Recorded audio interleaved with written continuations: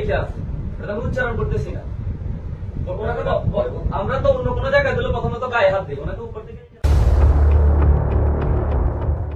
গুলশানে সাবেক এক নারী সংসদ সদস্যর বাড়িতে চাঁদাবাজির সময় হাতে নাতে গ্রেপ্তার করা হয় বৈষম্য বিরোধী ছাত্র আন্দোলনের সমন্বয়ক রিয়াদ সহ ৫ জনকে।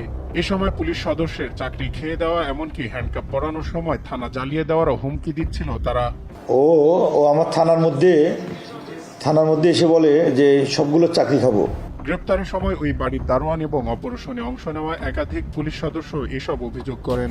এছাড়া গুলশান থানার ওসিকেও হুমকি দেন গ্রেপ্তারকৃতরা। ওই অস্ট্রেলিয়ান প্রবাসী, ওনার নাম আবু জাফর, উনি তখন আমাদেরকে সংবাদ দেন যে সাহায্যের জন্য। তখন আমাদের একটি টিম সেখানে হাজির হয়ে ঘটনাস্থল থেকে হাতে নাতে পাঁচজনকে আটক করে। তার মধ্যে নেতৃত্ব দিয়েছিল আব্দুর রাজ্জাক রিয়াদ, সে একটি প্রাইভেট বিশ্ববিদ্যালয়ে পড়ে, এবং বাকিরাও তার সহযোগী। সমন্বয়ক রিয়াদের নেতৃত্বে গড়ে ওঠে চাঁদাবাজির মহাযজ্ঞ। আর এতে সহযোগী হিসেবে গ্রুপ বানিয়েছেন অন্য সমন্বয়কদের নিয়ে।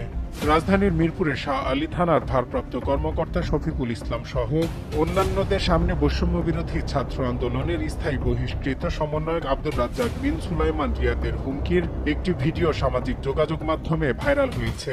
লিখে আছে, এটা আমি উচ্চারণ করতেছি না। আমরা তো অন্য কোনো জায়গায় দিলে প্রথমে তো গায়ে হাত দিই, ওনাকে উপর থেকে।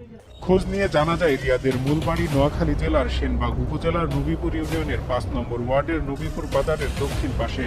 রিয়াদের বাবা ৮ বছর আগে রিকশা চালিয়ে সংসার চালাতেন, এখন দিনমজুর। রিয়াদও চলতেন আর্থিক কষ্টে। তবে গত বছরের ৫ আগস্ট সরকার পতনের পর বছর না যেতেই তার গ্রামের বাড়িতে উঠতে শুরু করেছে পাকা ভবন। হঠাৎ এমন পরিবর্তনে বিস্মিত এলাকাবাসী। মনে হয় ৫ আগস্টের পর আঙ্গুল ফুলি কলা গাছ হয়ে গেছে, সে এখন সমন্বয় হয়েছে। ঠিক আছে, আমি কোটি টাকার মালিক। ঠিক আছে, বুঝছেন। এবারে কোরবানি দিয়েছে ১ লক্ষ টাকা দিয়ে গরু কিনে কোরবান দিচ্ছে। জানতাম না ভালো ছেলে, এখন কালকে দেখছি যে সেই যেভাবে চাঁদাবাজি করতেছে, এটার লাগা আসলে আমরা নিন্দা জানাই। রিয়াদ ছাড়াও এই অপকর্মে সহযোগী হিসেবে ছিলেন কাজী গৌরব অপু, সাকাদাউন সিয়াম, সাদমান সাদাব, ইব্রাহিম হোসেন ও আমিনুল ইসলাম।